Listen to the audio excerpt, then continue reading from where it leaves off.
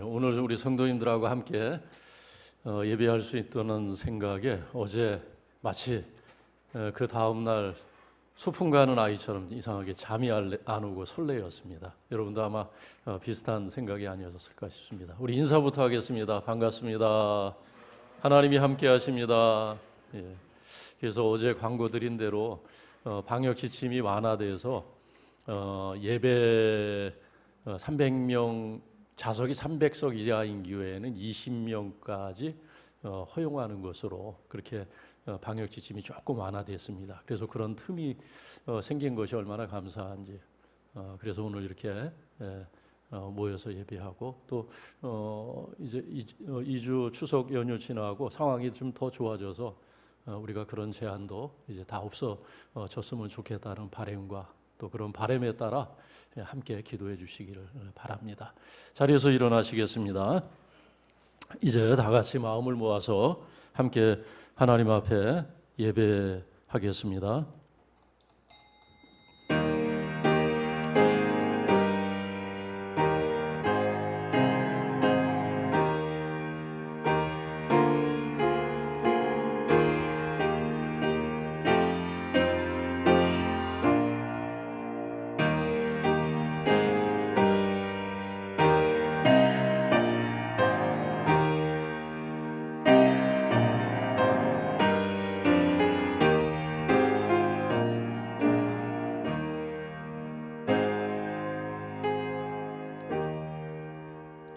하나님이여, 내 속에 정한 마음을 창조하시고 내 안에 정직한 영을 새롭게 하소서.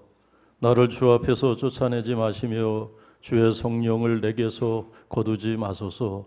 주의 구원의 즐거움을 내게 회복시켜 주시고 자원하는 심령을 주사 나를 붙드소서.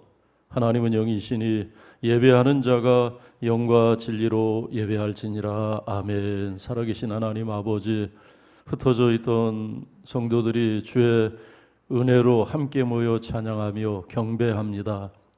우리의 예배를 연락하여 주옵소서. 주의 마음이 있고 주의 눈과 귀를 두신 곳에서 드리는 우리의 예배가 지속되도록 어려운 상황을 열어주시고 길을 인도하여 주옵소서. 오늘도 가정에서 주를 기억하며 병상에서 주를 기억하며 영상으로 예배하는 성도들을 위로하여 주시고 함께하여 주옵소서. 우리와 같은 믿음 안에 있는 모든 교회들과 모임들 가운데 분당 영진교회가 후원하는 선교지 가운데 주의 성령의 충만한 임재가 있는 거룩한 날 되게 하여 주옵소서. 예수님의 이름으로 기원하옵나이다. 아멘. 찬송가 70장입니다.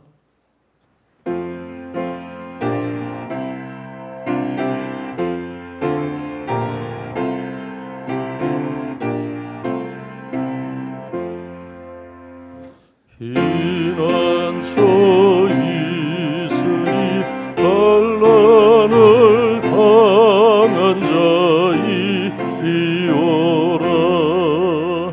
땅들이 변하고 물결이 일어나 산 위에 넘치되 두렵잖네. 이방이 터들고 나라들 모여서 진동하나. 우리 주 목소리 한 번만 바라며 천하의 모든 것 망하겠네. 만유 주 하나님 우리를 도우니 피난처여. 세상의 진리를 그치게 하시니 세상의 장검이 쓸데없네. 높으신 하나님 우리를 구하니 할렐루야. 괴로움이 심하고 환란이 극하나 피난처 되시는 주 하나님. 이 시간에는 우리의 삶을, 우리 한 주간의 삶을 되돌아보면서 우리의 잘못과 허물을 하나님 앞에 함께 고백하는 참회의 기도를 드리겠습니다.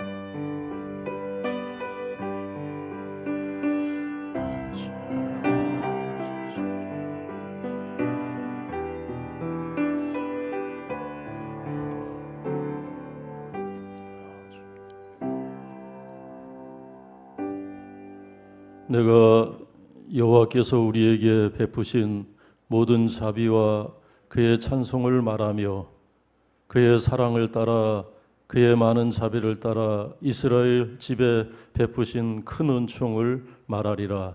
보라, 사람들이 너를 일컬어 거룩한 백성이라 하리라. 아멘. 사도신경으로 우리의 신앙을 함께 고백합니다. 나는 전능하신 아버지 하나님, 천지의 창조주를 믿습니다.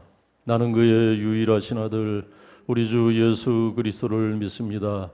그는 성령으로 잉태되어 동정녀 마리아에게서 나시고 본디오 빌라도에게 고난을 받아 십자가에 못 박혀 죽으시고 장사된 지 사흘 만에 죽은 자 가운데서 다시 살아나셨으며 하늘에 오르시어 전능하신 아버지 하나님 우편에 앉아 계시다가 거기로부터 살아있는 자와 죽은 자를 심판하러 오십니다. 나는 성령을 믿으며 거룩한 공교회와 성도의 교제와 죄를 용서받는 것과 몸의 부활과 영생을 믿습니다. 아멘. 자리에 앉으시겠습니다. 성시교독 31번입니다.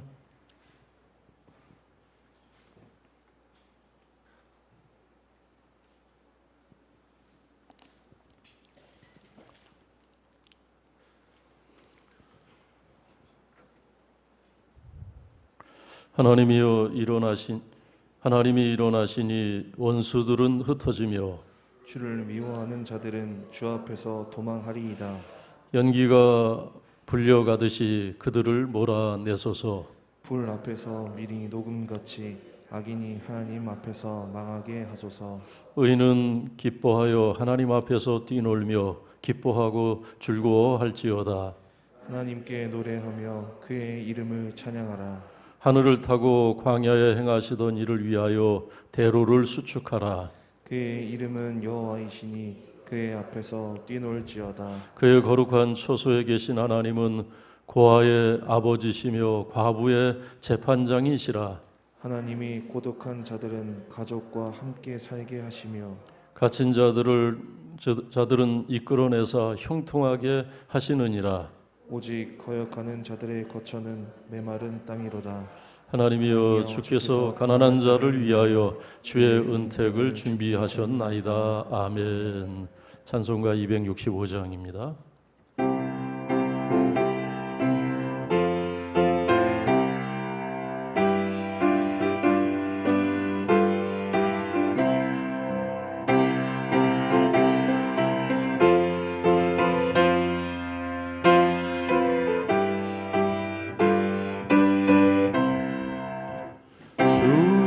십자가를 지심으로 죄인을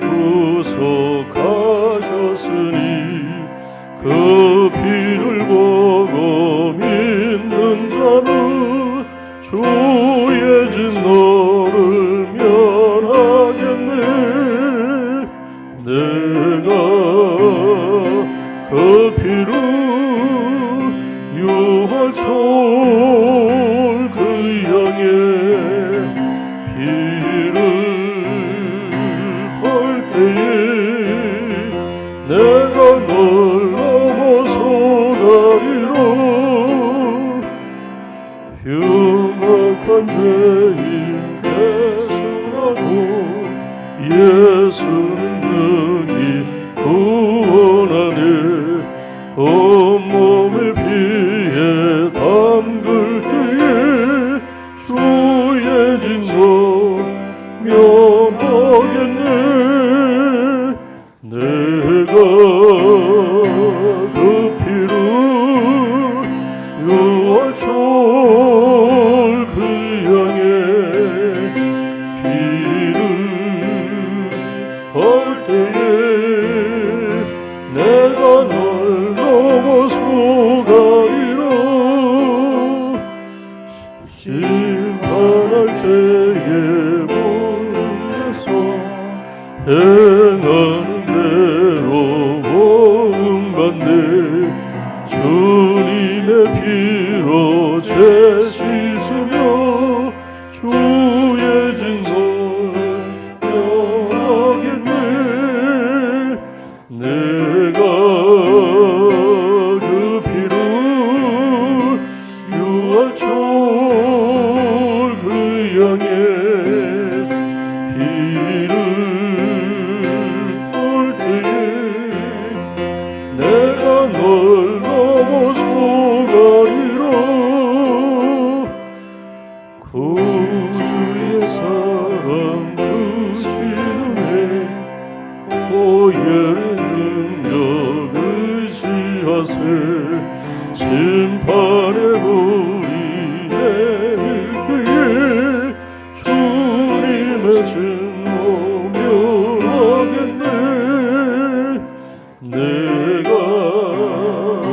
그 피로 유월절 그 양의 피를 볼 때에 내가 널 넘어서 가리라. 유승현 전도사님이 기도 인도하겠습니다.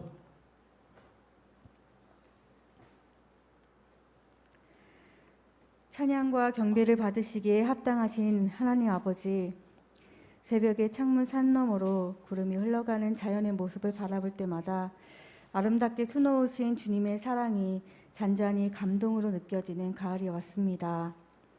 하루하루 살아가는 것이 참 힘겹고 어려운 시기이지만 그래도 우리의 안식처가 되시며 피난처가 되시는 하나님께 이 시간 예배를 드리게 하시니 참으로 감사드립니다.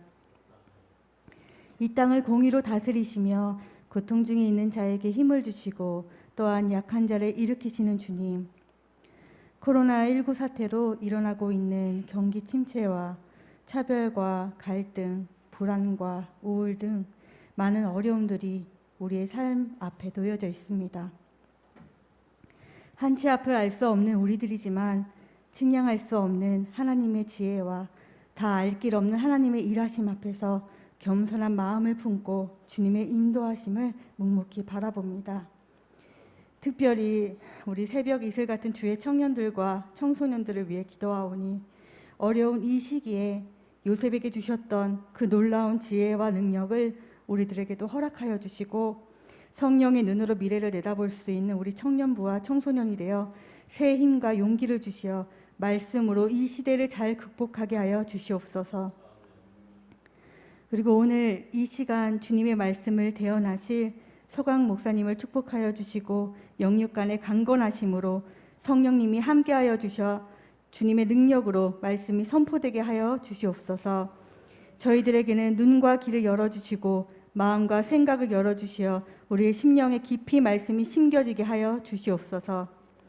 그리고 오늘 정성으로 찬양을 준비하신 정영호 집사님을 축복하여 주시고 하나님의 은혜와 감동이 집사님의 마음에 충만케 하사 주님 홀로 영광 받아 주시옵소서. 지금도 살아계셔서 역사하시는 우리 주 예수 그리스도의 이름으로 기도드립니다. 아멘.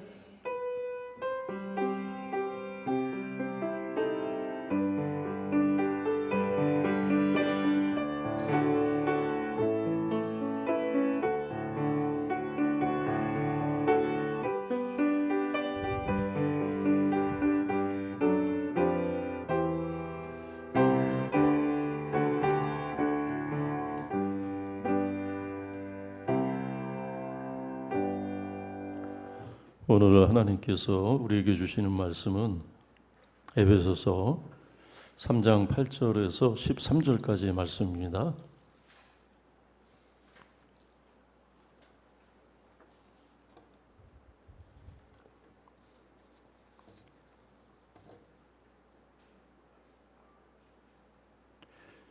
교독할 때 제가 먼저 읽습니다. 모든 성도 중에 지극히 작은 자보다 더 작은 나에게 이 은혜를 주신 것은 측량할 수 없는 그리스도의 풍성함을 이방인에게 전하게 하시고 영원부터 만물을 창조하신 하나님 속에 감추어졌던 비밀의 경륜이 어떠한 것을 드러내게 하려 하심이라. 이는 이제 교회로 말미암아 하늘에 있는 통치자들과 권세들에게 하나님의 각종 지혜를 알게 하려 하심이니 곧 영원부터 우리 주 그리스도 예수 안에서 예정하신 뜻대로 하신 것이라. 우리가 그 안에서 그를 믿음으로 말미암아 담대함과 확신을 가지고 하나님께 나감을 얻었느니라. 그러므로 너희에게 구하노니 너희를 위한 나의 여러 환난에 대하여 낙심하지 말라. 이는 너희의 영광이니라. 아멘. 이 시간 정용우 안수 집사님께서 찬양을 하나님께 드리겠습니다.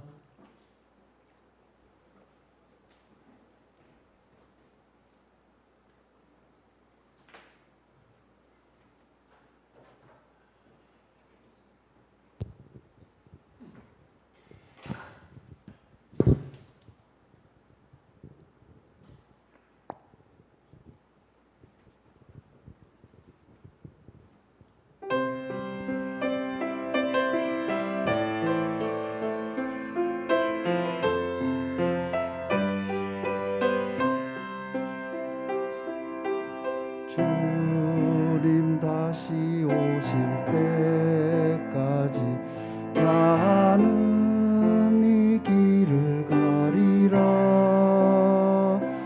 좁은 길 나의 십자가 지고 나의 가는 이 길 끝에서 나는 주님을 보리라. 영광의 내 주님 나를 맞아주시리. 주님 다시 오실 때까지 나는 일어나 달려가리라. 주의 영광 온 땅 덮을 때 나는 일어나 노래하리. 내 사모하는 주님 온 세상 구주시라. 내 사모하는 주님 영광의 왕이시라.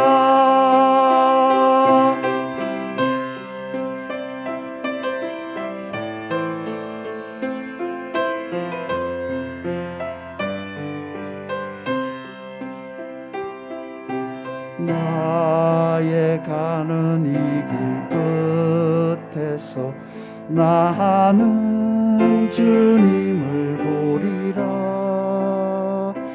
영광의 내 주님 나를 맞아주시리.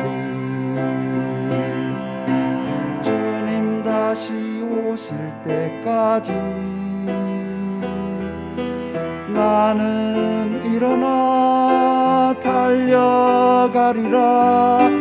주의 영광 온 땅 덮을 때 나는 일어나 노래하리. 내 사모하는 주님 온 세상 구주시라. 내 사모하는 주님 영광의 왕이시라. 내 사모하는 주님 온 세상 구주시라. 내 사모하는 주님 영광의 왕이시라.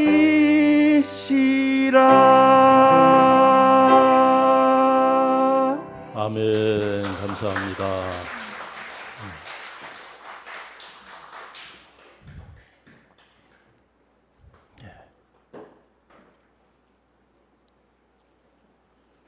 어려서부터 1등만 하던 천재 소년이 있었습니다. 이 소년은 시험만 보면 여지없이 만점을 맞게 됩니다.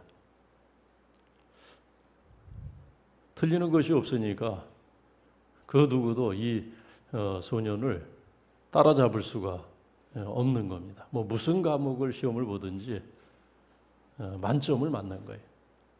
그러니까 어떤 학생도 이 소년을 추월할 수가 없는 겁니다. 적어도 공부하는 데 있어서는 아무도 따라올 수가 없는 그런 천재라는 소리를 듣고 자란 소년이 있었는데 그 소년의 이름은 정금모였습니다.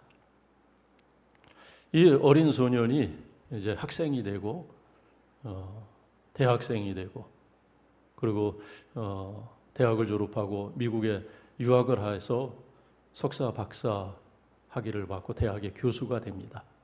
공부를 얼마나 잘했는지 고등학교도 입학을 해서 4개월만 다닙니다.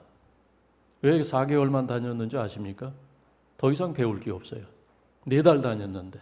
그래서 4달 다니고 학교를 그만두고 검정고시로 고등학교 과정을 다 마친 것으로 하고 그리고 서울대학 물리학과에 들어가게 되는데 전체 차석으로 들어갔다고 합니다. 정금모라는 그 학생의 생애에서 처음이자 마지막인 차석이에요. 1등을 내준 적이 그때 처음 한 번 있었다고 합니다. 서울대 물리학과 차석으로 들어가서 그것도 조기 졸업을 하고 그리고 미국에 유학을 해서 학위를 받게 됩니다. 그리고 그곳에서 미국에서 대학교 교수가 되는데 불과 나이 24세 플로리다 대학과 미국의 MIT 공대 교수가 됩니다. 나이 24세 교수가 된 거예요. 얼마나 이 공부하는 머리가 뛰어난 겁니까? 그러니까 이 조그만 동양인 소년 같은 이 정금모라는 교수가 강단에 서서 학생들을 가르치려고 하는데 그 강의를 듣는 학생들 중에는 이 정금모라는 이 교수보다도 나이가 훨씬 더 많은 그런 학생들이 부지기수로 있었던 거예요. 그러니까 학생들이 이 정금모 교수에게 그런 별명을 붙여줬대요. 보이 프로페서, 이 꼬마 교수라는 그런 별명을 붙여줬다는 이야기가 있습니다. 이분이 미국에서 교수 생활을 끝내고 정부 초청을 받아서 귀국을 해서 여러 가지 중요한 일들, 한국 과학 발전에 여러 가지 중요한 일들을 하게 됩니다. 먼저는 카이스트 설립의 산파 역할을 하게 되고 그리고 여러 대학의 총장을 거쳐서 그리고 과학기술처 장관을 2번 역임을 하고 그리고 융합 발전에 그런 큰 공을 세우고 그런 우리나라 과학 기술을 대표하는 그런 족적을 남기게 됩니다. 이분이 자서전을 하나 집필을 했는데 그 책의 이름이 뭐냐면 나는 위대한 과학자보다 신실한 크리스찬이고 싶다라는 그런 자서전의 제목이 그래요. 자기의 인생, 자기가 살아온 인생, 그리고 자기 인생에서 자기가 지향하고 바라는 소망이 무엇인지를 적고 있는 책인데 그 제목이 뭐냐면 나는 과학자보다 존경받고 추앙받는 그런 위대한 과학자보다 나는 그냥 하나님 앞에서 하나님을 알고 하나님을 신실하게 섬기는 신실한 그리스도인이 되는 것, 그것이 나의 소망이다라는 것, 그것이 그의 자서전의 제목에 잘 묻어 있습니다. 이 책의 상당한 부분이 자신이 어떻게 하나님을 알게 됐는지, 어떻게 하나님을 만나게 됐는지를 설명하는데 활애를 하고 있습니다. 한 과학자가 눈에 보이지 않고 또 쉽게 경험할 수 없는 그 하나님 앞에 서기까지의 그 과정, 그것을 설명하고 있어요. 이분은 결혼하기 전까지는 결혼해서 아들을 얻고 그 아들을 키우는 그 일이 있기 전까지는 정말 앞에서 말씀드린 것처럼 정말 성공의 성공을 거듭하면서 정말 평탄대로를 질주하던 그런 누구도 추월을 불허하는 그런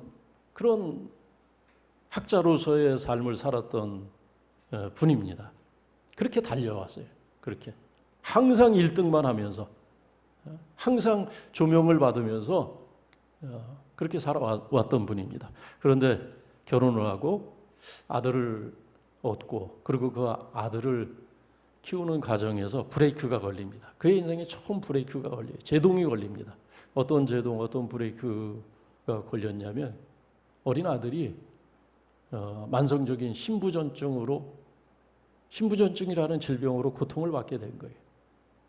여러분 신부전증이라는 것이 어떤 것인지 아마 아실 겁니다. 콩팥이 제 기능을 못하는 거예요. 콩팥이. 그것 때문에 여러 가지 또 합병증이 나타나는 겁니다. 정상적인 학교 생활, 정상적인 생활이 어려운 거예요. 그 아들의 그 고통을 지켜보면서 아버지로서 해줄 것이 그렇게 많지가 않았습니다. 나중에 자신의 콩팥을 하나 띄어서 이식을 해주었지만 그것 가지고도 아들은 회복되질 않았어요. 아들은 계속해서 투병 생활하고 그것을 곁에서 지켜봐야 되고 그러면서 지쳐갈 때쯤 워싱턴의 한 교회에서 예배를 드리다가 이분이 하나님의 음성을 듣게 됩니다. 엎어져서 예배를 드리면서 기도하다가 하나님의 음성이 자기의 마음속에 선명하게 자기의 귓전을 때리는 하나님의 음성을 듣게 됩니다. 그 하나님의 소리는 어떤 소리였냐면 뜻밖의 소리를 듣게 돼요. 자기의 그 마음속에서 일어난 하나님의 음성을 귀로 듣는 것처럼 그렇게 선명하게 들었다는 거예요. 근데 그 하나님의 음성이 뭐냐면 내 아들이 지고 있는 그 작은 십자가는 너를 위한 것이다. 그런 음성이. 내 아들이 지고 있는 십자가, 그 작은 십자가는 너를 위한 것이다. 내 아들의 십자가로 인해서 내 아들에게 감사해라. 어찌 감사하지 않느냐? 감사하라. 그런 음성을 듣게 되는 거예요. 그 음성을 듣고 이분은 어안이 벙벙했다는 거예요. 깜짝 놀랐다는 겁니다. 한 번도 자기는 그런 생각을 손끝만큼도 해본 적이 없다는 거예요. 아들의 고통이 자신의 문제이고 또 아들의 고통이 자신을 위한 것이라는 생각을 조금도 털끝만큼도 해본 적이 없었다는 겁니다. 그런데 하나님의 음성은 그랬다는 거예요. 내 아들이 지고 있는 그 고통의 십자가는 너를 위한 것이다. 그러므로 십자가를 지고 가고 있는 내 아들에게 감사하라. 그런 음성이었어요. 옆에 누가 앉아 있는지 신경 쓸 겨를도 없이 그 음성을 듣고 정근모 교수 이분은 눈물을 펑펑 쏟으면서 통곡을 했다는 거예요. 통곡을 했다. 가만히 생각을 해보니까 자신이 지금 이 자리까지 온 것, 이 자리까지 온 것, 그것은 아들 때문이라는 것을 자기가 미처 생각하지 못하고 그냥 힘들고 지쳐서 그렇게 낙심하고 있을 때 하나님께서 그 음성을 들려주셨던 것입니다. 예수님께서 지신 십자가는 두 가지 의미가 있습니다. 첫째는 대속적인 의미입니다. 예수님의 십자가는 대속적인 고난이에요. 당신의 죄와 당신의 허물 때문에, 예수님 자신의 허물 때문에 겪고 있는 그런 고난이 아니라 누군가를 위한, 우리를 위한 그런 고난이라는 의미에서 대속적이라는 것입니다. 마가복음 10장 45절에서 주님께서 그렇게 말씀하십니다. 내가 온 것은 섬김을 받으려 함이 아니라 도리어 섬기려 하고 자기 목숨을 많은 사람의 대속물로 주려 함이라. 당신의 생명을 많은 사람의 대속물로, 많은 사람을 구원하는 일에, 많은 사람을 하나님께로 인도하기 위해서 대속물로 주려 하시는, 그것이 바로 대속적인 의미입니다. 그것을 이사야서 53장은 어떻게 설명하고 있습니까? 그가 찔림은, 예수님께서 찔림은, 그가 십자가에서 찔림은 우리의 허물을 인하며 그가 상함은 우리의 죄악을 인함이라. 예수가 징계를 받음으로 우리는 화평을 누리고, 그가 채찍에 맞음으로 우리는 나음을 얻었도다. 고난은 예수님이 받는데, 고난은 십자가에서 예수님께서 받으시고, 예수님께서 채찍에 맞으시고 멸시를 받으셨는데, 우리는 화평을 누리고 우리는 나음을 얻는다는 거예요. 하나님께서 그렇게 하셨다는 거예요. 우리는 다 양 같아서 그릇 행하였는데, 그래서 다 우리 소견의 어른들하고 다 각기 제 길로 갔지만은, 그렇게 했지만 하나님께서 우리 모두의 죄악을 예수에게, 그분에게 담당시키셨도다. 이사야서 53장은 그렇게 설명하고 있지 않습니까? 그것이 바로 대속적인 의미예요. 우리를 위한 것이다. 그래서 우리는 예수님 십자가 때문에 용서를 받게 되고, 죄에 대해서 용서를 받게 되고, 구원을 받게 되고, 하나님 앞으로 우리가 인도받게 되고, 하나님의 은혜를 알게 되고, 그리고 그 은혜 속에서 우리는 또한 오늘을 살고 내일을 기대할 수가 있는 것.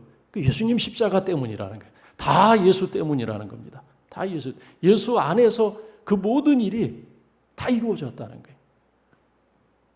그런 의미에서 예수님의 고난, 예수님의 십자가는 대속적인 것이다. 두 번째 의미는 뭐냐면, 예수님께서 주신 십자가의 두 번째 의미는 세상에서 우리가 겪고 있는, 많은 사람들이 겪고 있는 고통이 있어요.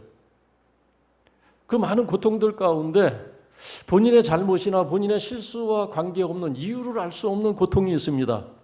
왜 이러한 고통이 있는지, 이유를 알 수 없는 고난과 고통, 그 고난이 헛되지 않는다는 것을 보증하는 의미가 있습니다. 여러분, 요셉이 겪었던 고난, 시련, 요셉의 잘못과 요셉의 어떤 허물 때문이 아닙니다. 욥이 겪었던 그가 온몸으로 겪었던 아픔과 고통, 육체적인 그의 고통들, 요셉의 잘못 때문입니까? 성경은 그가 오히려 모든 사람들보다 하나님 앞에서 의인이었다고 욥기서 1장에서는 말하고 있어요. 욥이 고난당하기 전에 그가 어떤 사람이었는지, 그는 날마다 하나님 앞에 예배하는, 그 자녀들을 위해서 예배하고 날마다 하나님 앞에 나가는 경건한 사람이었다는 거예요. 그래서 심지어 그는 동방의 의인이었다. 그렇게까지 욥을 지켜 세우고 있는데, 웬일인지 그렇게 지켜 세우고 나왔는데 그 다음부터 그냥 마치 마치 여름날에 그냥 물폭탄이 쏟아지는 것처럼 고난이 폭탄처럼 그의 머리 위에 그의 삶 가운데 쏟아지지 않습니까? 모든 것 다 잃고 건강 잃고 상상할 수 없는 그런 고난, 이유를 알 수 없는 그런 고난, 이유를 알 수 없기 때문에 욥은 부당한 고난을 당한다고 생각을 하기도 했습니다. 아니 우리가 생각하기에도 이건 너무 부당한 것이 아닌가, 너무 하나님께서 그에 대해서 가혹하신 것은 아닌가 하는 그런 생각을 하게 됩니다. 지금 바울도 고난을 당하고 있습니다. 지금 우리가 읽었던 3장 1절은 그가 갇힌 자 된 것을 먼저 밝히고 있어요. 그의 고난에 대해서, 그가 겪고 있는 시련에 대해서 먼저 쓰고 있습니다.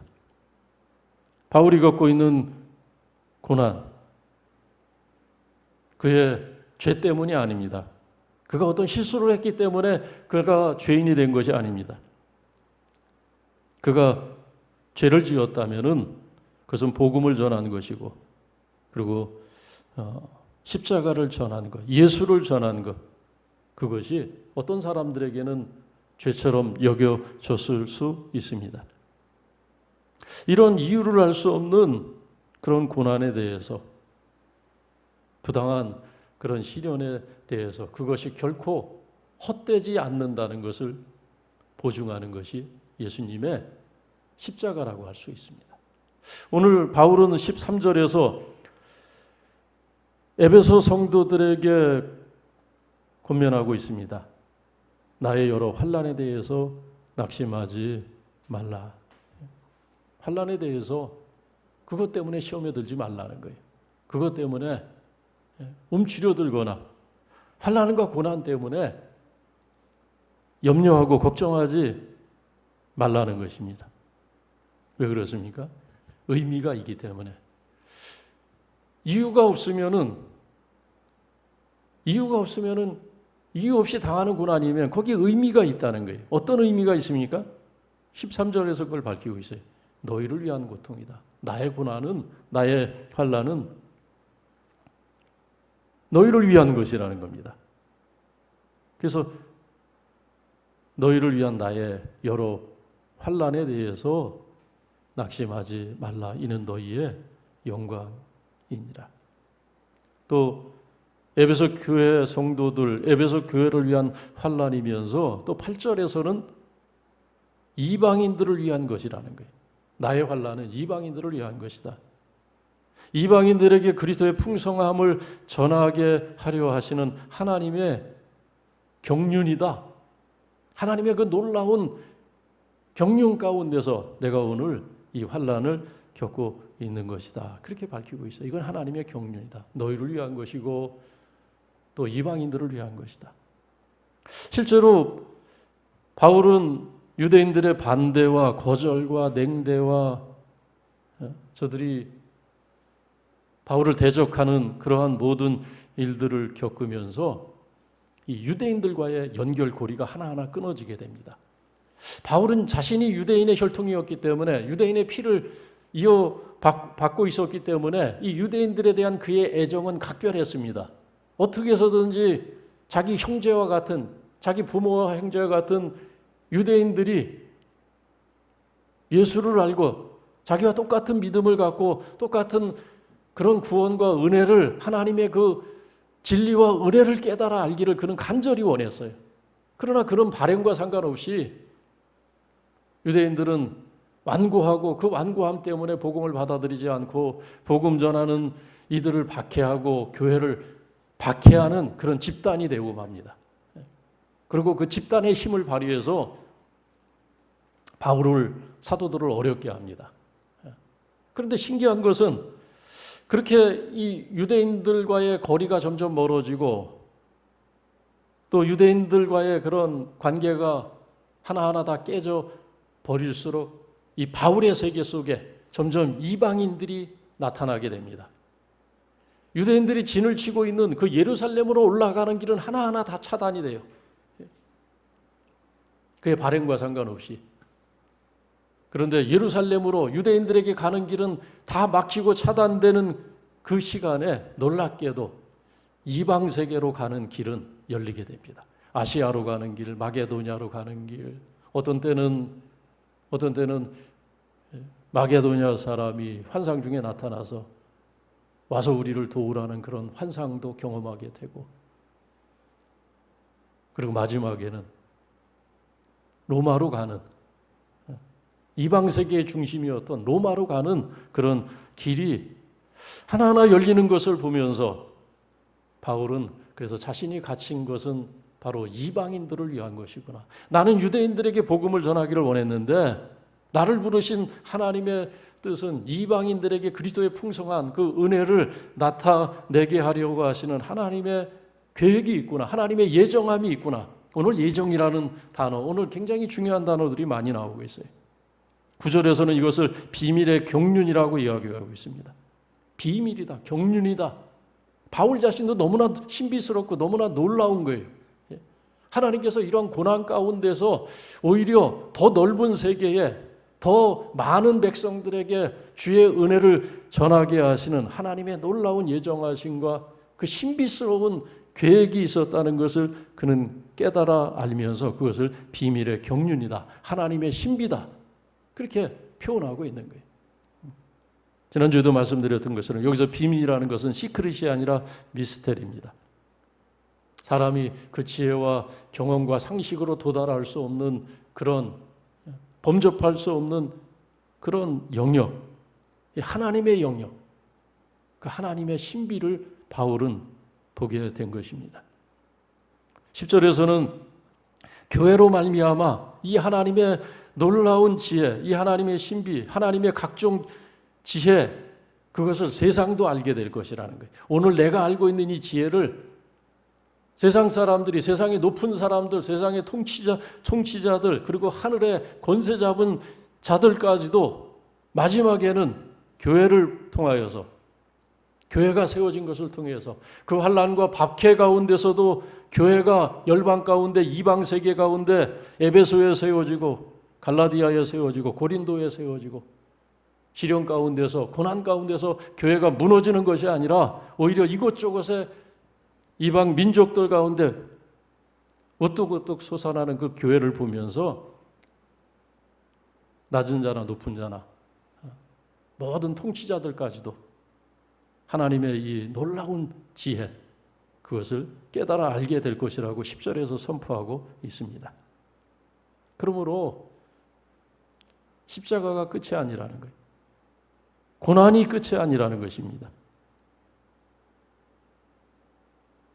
정거장일 수는 있고, 그리고 고난과 십자가가 과정일 수는 있지만은 그것이 끝이 아니다. 눈에 보이는 것이 끝이 아니라는 것입니다. 그것은 지극히 하나님의 섭리 가운데서 일어나는 지극히 작은 한 부분인 것을 우리에게 말씀하고 있는 것입니다.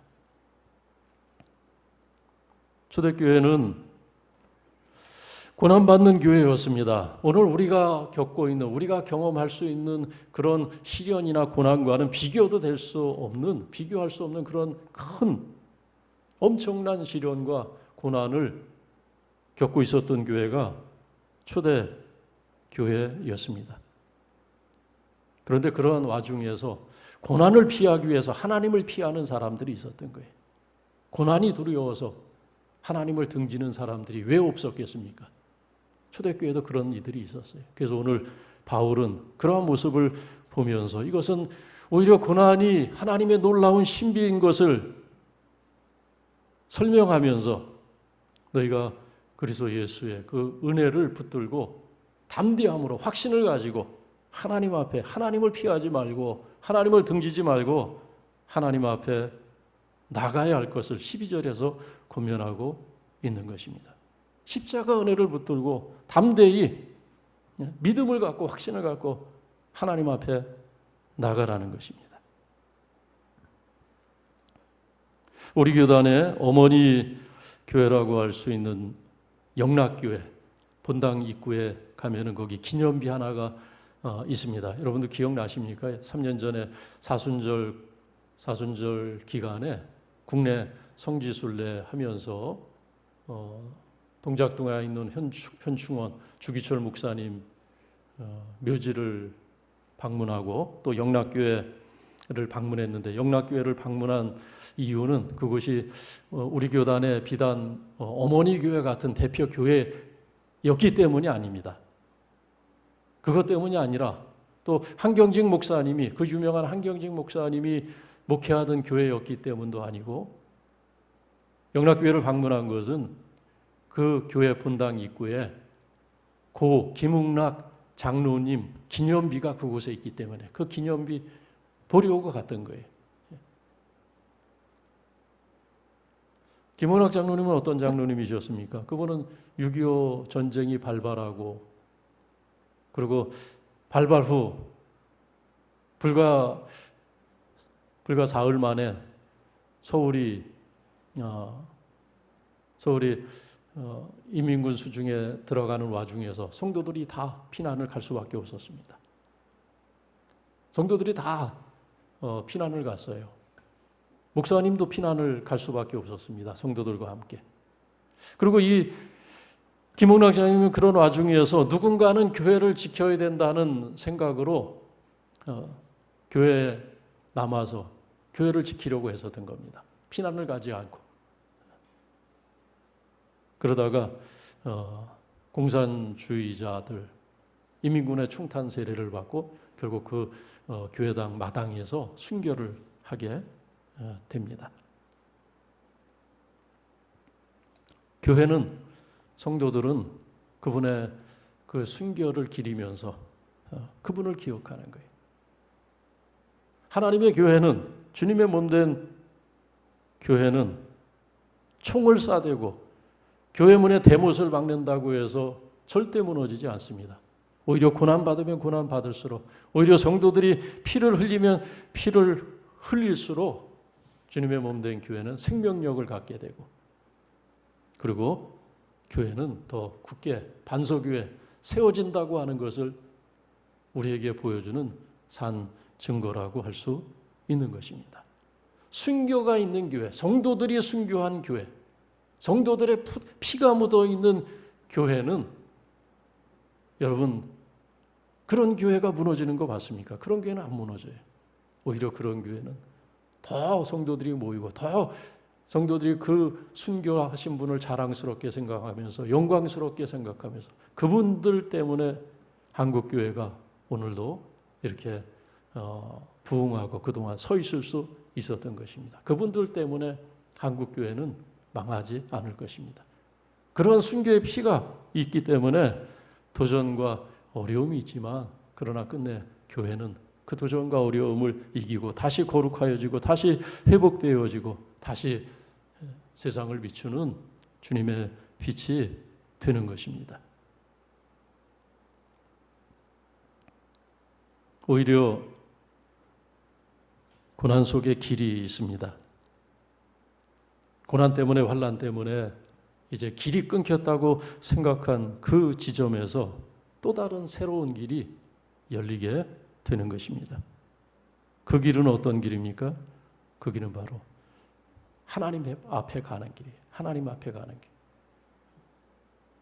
어제에서 오늘로 오는 길이었고 과거에서 현재로 오는 길이고 또 현재에서 미래로 가는 길입니다.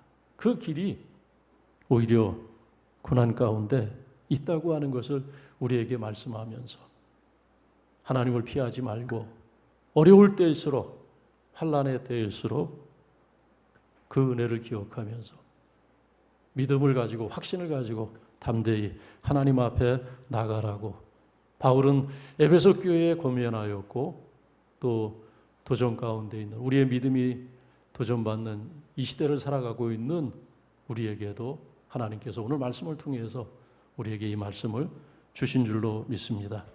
이번 한 주 이 말씀으로 승리하시기를 주의 이름으로 축원합니다. 기도하겠습니다. 살아계신 하나님 아버지, 십자가 은혜로 우리를 새롭게 하시고 구원하시며 우리가 아픔과 고난 중에 있을 때 함께 하시고 환난과 시련이 끝이 아니고 그 속에 길이 있음을 깨닫게 하여 주옵소서.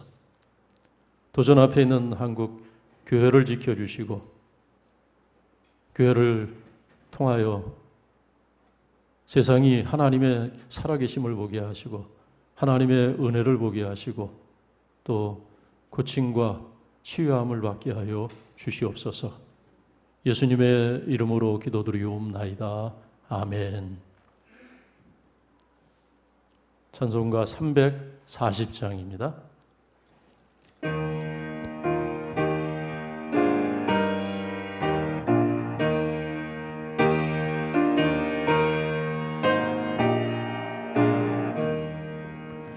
어지러운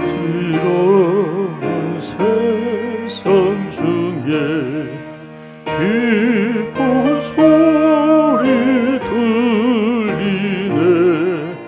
예수 말씀하시기를 믿는 자야 따르라. 세상 헛된 신과 영화 모두 내어버렸네. 예수 죄니 하신 말씀 날 더 귀히 여겨라.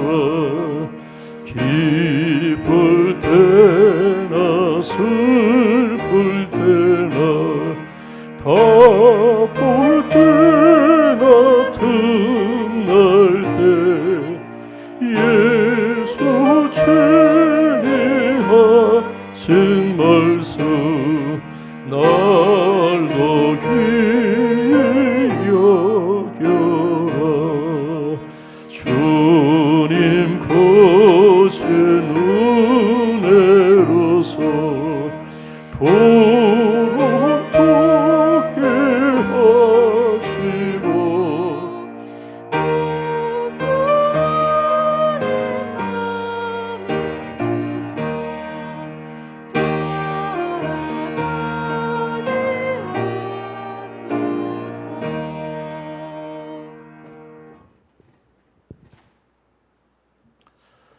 하나님 감사합니다. 몸은 떠나 있으나 그리스도 예수 안에서 교회와 하나 된 지체임을 고백하며 이 시간 가정에서 예물드리며 주회전에서 예배하며 우리의 정성을 모아 주께 드리오니 연락하여 주시옵소서. 성도들의 헌신을 통하여 도전과 위기 속에서도 주님의 피로 세우신 교회들 든든히 소개해 주시고 이 세상을 향하신 주님의 선하신 뜻이 이루어지게 하여 주옵소서. 성도들의 생업에 복을 주시고 기근과 흉년의 때와 같은 시기를 잘 이겨낼 수 있도록 길을 열어 주시옵소서. 한 주간 주께서 허락하신 주의 진리의 말씀을 통해서 승리하게 하여 주시고 힘을 얻게 하여 주시고 질병과 도전에서 건짐을 받게 하여 주옵소서. 예수님의 이름으로 기도하옵나이다. 아멘. 교회 소식 주보 보시면 되겠습니다. 9월 셋째 주일 오늘 이렇게 비록 인원은 제한됐지만 함께 예배 드릴 수 있는 것 하나님의 은혜임을 고백하면서 한 주간도 말씀과 기도로 힘써 믿음 생활하시고 승리하시기를 바랍니다. 어려울 때일수록 말씀과 기도가 필수라는 것을 기억하시기를 바랍니다. 2번 참고하시기 바랍니다. 어제 목장별로 광고한 대로 예배를 1부에서 4부로 분리해서 드리고 있습니다. 또 수요 예배 지금 이제 교회가 정부에 진정을 하고 건의를 해서 협의를 하는 가운데 주일 예배 한해서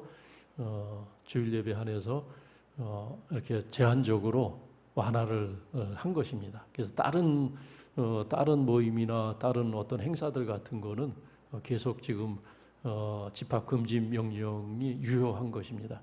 그래서 수요 예배 또 새벽 기도는 현재처럼 영상으로 하는 것 기억하시고 수요 예배 우리 5시에 녹화를 해요. 저희가 5시에 녹화를 해서 업로드를 합니다. 그러면 7시에 예배를 할 수 있도록 가정에서 영상으로 예배할 수 있도록 그렇게 업로드를 하니까 함께 하시기 바라고 또 새벽 기도를 못하는 대신에 또 우리 큐티 나눔 매일 성경 큐티 묵상으로 기도하시면서 인도받으시기를 바랍니다. 우리 교단 총회가 보통 이제 사흘 나흘 동안 하게 되는데 이번에는 상황이 어렵다 보니 하루 도림교회에서 온라인 총회로 임원들만 현장에 모이고 전국 주요 교회에 중계하는 방식으로 온라인 총회를 처음으로 진행을 하게 됩니다. 우리 교단뿐만 아니라 전 교단이 다 금년에 온라인 총회가 진행되는데 우리 교단의 평안을 위해서 또 교회 회복을 위해서 함께 기도해 주시기를 바랍니다. 이번 주 기도하실 때 우리 성도님들 또 우리 투병 중인 성도님들 또 직장과 또 사업에 어려움이 있는 성도님들 기억하시고 또 기도해 주시기 바라고 또 이 땅에 요셉과 다니엘 같은 그러한 하나님의 정의를 쫓아 행하는 그러한 많은 지도자들 이 땅에 세워주시기를 우리가 다 함께 기도해 주시기를 바랍니다. 어려움 중에 기쁜 소식이 2주 동안 계속 있었습니다. 지난주에 우리 차명회 장로님 차녀 차민진 자매가 은혜 중에 출산하였습니다. 김다민 여기 자리에 없는데 여러분들 다 소식 들었는 줄로 압니다. 축하해 주시고 또 2주 전에는 김동준 부목사님 또 이쁜 딸을 또 하나님께서 은혜로 이쁜 딸을 허락하셨습니다. 우리 김소리 지난주에 여러분 다 문자로 여러 가지 방법으로 축하하셨는 줄로 믿습니다. 우리 박수로 우리 저 방송실에 김 목사님인데 박수로 한번 축하해 주시면 고맙겠습니다.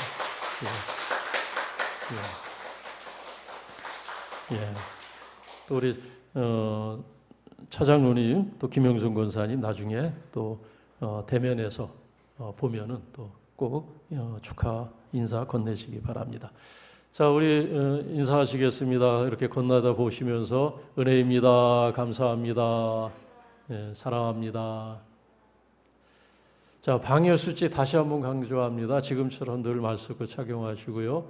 또 교회 출입하실 때 들어오시고 나가실 때 꼭 손소독제 사용하시고 그리고 신체적 접촉, 악수 같은 거 또 오랜만에 만났다고 막 그냥 와락 끌어안고 해서 상대방을 당황케 하는 그런 일이 없으시기 바라고 그리고 또 지금처럼 이렇게 자리에 앉으시면 돼요.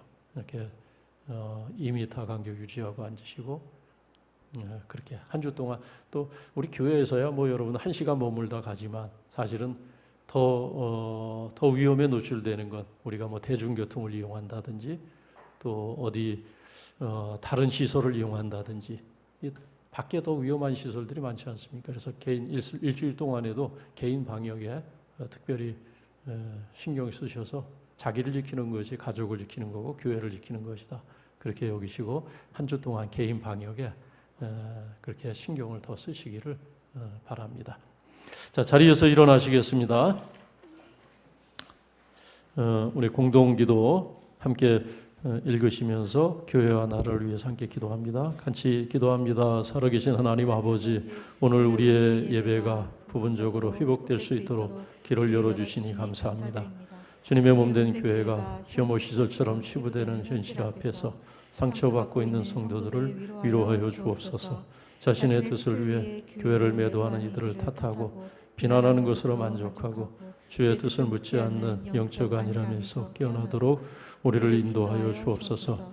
약한 자를 도우신 하나님 아버지, 오늘 한국교회가 겪고 있는 시련이 하나님의 깊은 경륜 속에 있으며 고난과 시련의 시간이 손상된 교회의 거룩함을 회복시키시는 주의 섭리임을 깨닫게 하옵소서.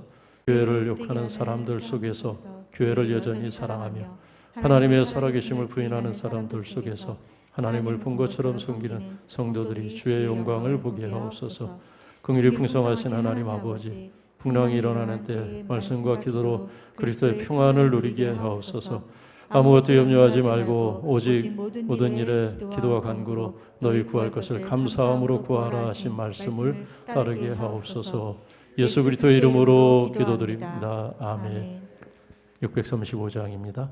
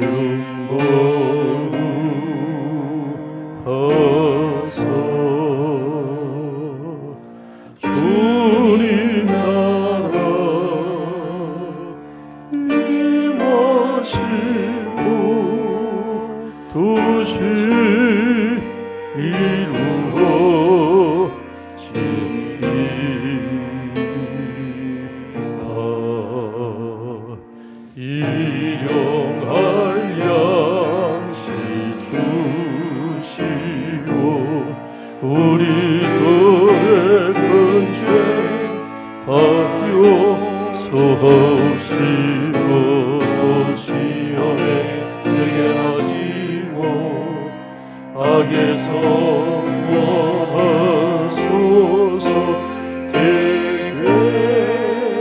주의 나라 주의 만세 주의